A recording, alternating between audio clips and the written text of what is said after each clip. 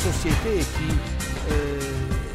de l'Occident qui ont été formées par la culture chrétienne, elle ne connaît plus ni la présence du Christ, ni les contenus fondamentaux de la foi. Et alors la nouvelle évangélisation signifie être capable d'un nouveau enthousiasme, un nouveau langage, mais surtout la nécessité de dire aux hommes d'aujourd'hui que la vie est vraiment digne d'être vécue, qu'on peut défendre pleinement la dignité de l'homme seulement s'il y a un lien avec le Christ.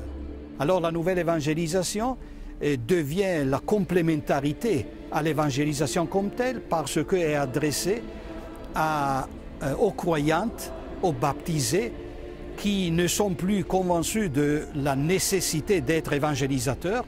C'est pour cela que les premiers avec lesquels il faut parler sont les baptisés qui sont présents dans notre communauté, les mouvements, les communautés paroissiales, les diocèses même sont appelés à renouveler l'esprit missionnaire d'évangélisation. Et à partir de cela, il faut rejoindre tous les baptisés qui sont devenus indifférents, qui ne connaissent plus les contenus fondamentaux de la foi. Je peux dire qu'il y a un analphabétisme impressionnant et dramatique, parce qu'on ne connaît pas et on a la prétention de vivre comme si on connaissait quelque chose.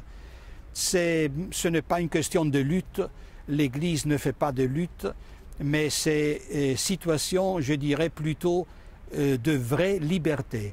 La vraie question aujourd'hui est la question de la vérité, et c'est l'homme d'aujourd'hui qui connaît vraiment sa propre vie dans une manière complète, dans une manière dans laquelle il peut répondre aux questions qui sont les questions fondamentales de l'existence.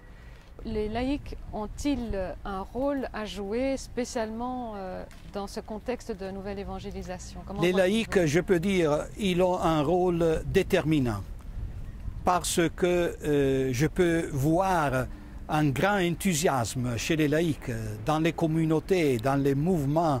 Il y a vraiment une vitalité, une dynamique à être engagé dans la nouvelle évangélisation, et c'est un don de grâce, je dirais, c'est vraiment l'esprit qui pousse. Mais j'aimerais aussi dire un rôle très particulier est donné aussi par les femmes. Pas seulement par les laïcs, mais par les femmes. Je pense surtout à la transmission de la foi dans la famille, la transmission de la foi pour la catéchèse des enfants, pour la préparation à la première communion. Je pense à la grande possibilité qui est donnée aux femmes pour exercer avec le langage, avec l'esprit, avec la douceur qu'elle possède, la nouvelle évangélisation.